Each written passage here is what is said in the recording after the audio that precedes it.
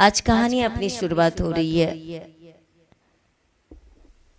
एक राजा का दरबार था और उस दरबार में कारागिर अपनी कला दिखाने के लिए आया। सोने की 3 प्रतिमा, 3 पुतलियां, एक लेडीज की 3 पुतलियां ऐसा लेकर वहां पर दरबार में आया और राजा के सामने रखते हुए कहा कि हे पृथ्वीनाथ, मेरे विचार से इस तीनों के मूल्य में कुछ अंतर नहीं है।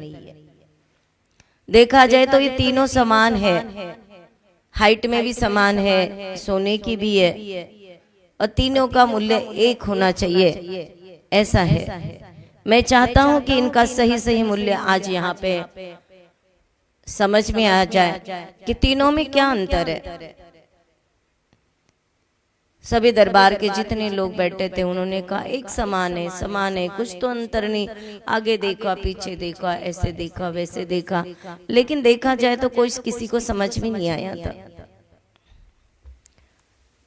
राजा भी हतबल हो गया कि ये क्या है, ये मूल्य एक नहीं है। ऐसा लग रहा है कि मूल्य एक है लेकिन मूल्य एक नहीं है। इसके बाद क्या हुआ, इसको तोला भी, वजन भी किया, तोला सब किया, लेकिन निरका परका सब कुछ किया और सोना भी बराबर ही का है तीनों में, ऐसा नहीं कि कुछ कम ज्यादा। कीमत में अंतर क्यों है?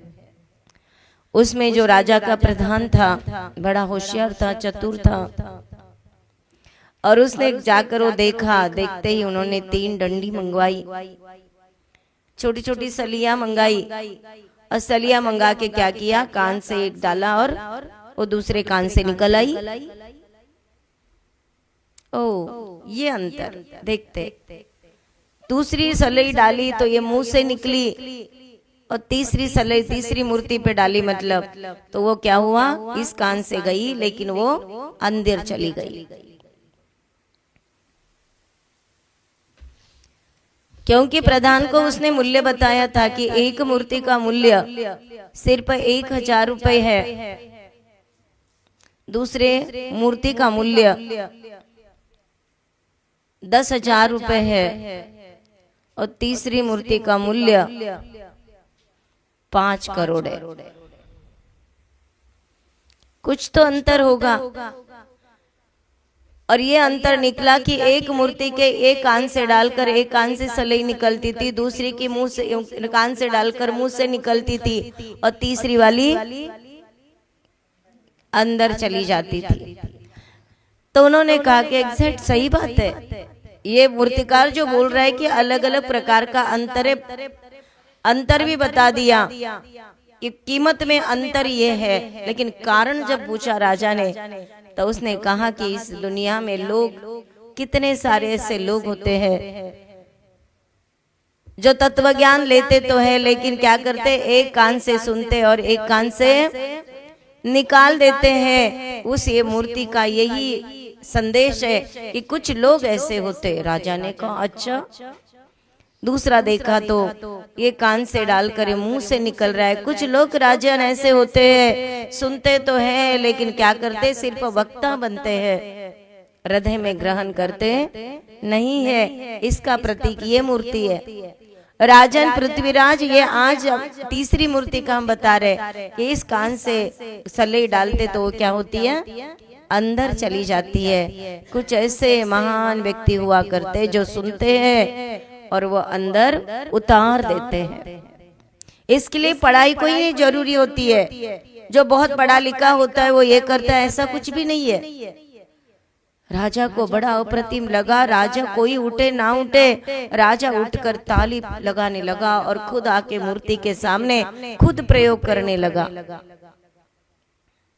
बड़ा अच्छा लगा।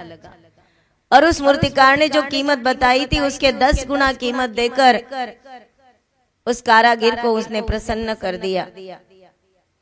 ये होती है राजा की सोच, ये होती है प्रधान की सोच, जो होती है मेंटेलिटी बहुत अच्छी है। हमें हर चीज देखकर हमें स्वयं के ऊपर घटाना चाहिए, ये होती है बात। इस प्रकार का राजा और सभासद इस निर्णय पर बहुत प्रसन्न हुए। और हम भी प्रसन्न हुए कि कैसे हम भी अपन क्या करें कि जो भी उपदेश सुनते हैं वो अपने हृदय में धारण करें। ओम नमः मंगलाचरण। तिहुवन तिलयम देवम वंदिता तिहुवनिंद परिपूज्यम ओच्छम अनुपेहाओ भव्य जनानंद जननियो। बोलिए अनंतानंत सिद्ध परमेष्टि भगवान की। बोली सम्य शिखर जी सिद्ध क्षेत्र की। आचार्य श्री कार्तिकेय स्वामी की। प्रथमाचार्य आचार्य आदि सागर जी गुरुदेव की। आचार्य श्री महावीर कीर्ति आचार्य विमल सागर जी गुरुदेव की। तपस्वी सम्राट आचार्य सन्मति सागर जी गुरुदेव की। चतुर्थ पट्टाधीश सुनील सागर जी गुरुदेव की। मुनि श्री शुभ सम्राट सागर जी गुरुदेव की। गणिनी हरिका स्वस्तिमती माता जी की।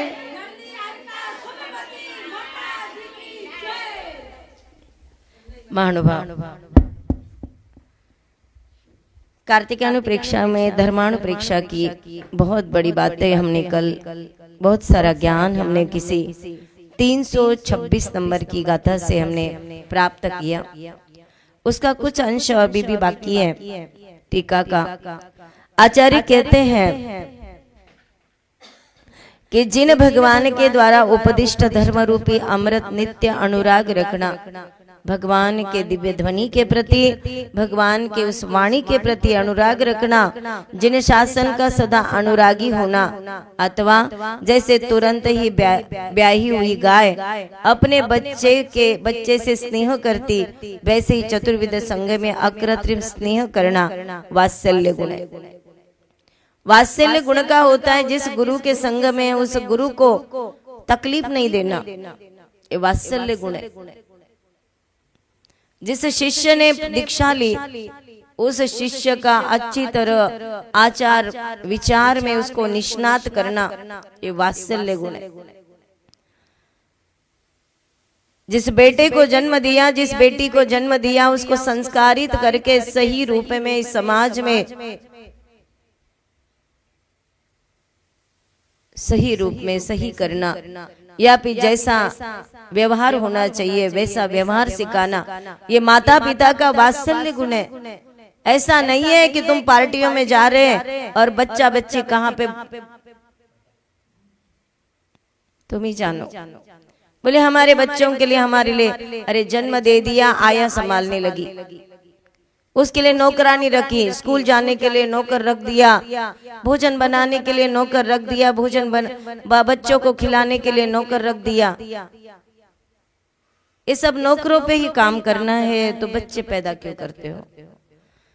सब काम छोड़कर अपने बच्चों के प्रति इतना प्यार, इतना से खुद अपने हाथों से सब करिए।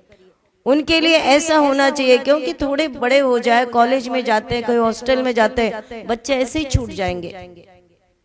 बड़े हो जाए तो सर्विस के लिए फिर छूट जाएंगे। बचपन में तो माता पिता ने पूरा संभालना चाहिए। माता भी कर लेती सर्विस, पिताजी भी सर्विस करते, और फिर दोनों शाम से थके भागे आ जाते, बच्चों के लिए आया वो सुला देती है ना, बच्चे अपने माता पिता का मुंह देखकर सोते हैं। उठने के बाद तो माता पिता सोते हुए रहते, बच्चे स्कूल के लिए पहले ही निकल जाते। ऐसे संस्कार कभी बच्चों को आपसे जीवन भर के लिए दूरी पैदा कर सकते। उनको प्रेम नहीं होगा आपसे, क्योंकि उसने संभाला ही नहीं। बहुत सारे घरों में ऐसे हादसे होते हैं कि घर में रख दिए, कोई आया और बाद में पूरा वही करती है, मैडम का काम भी वही करती है, सर का काम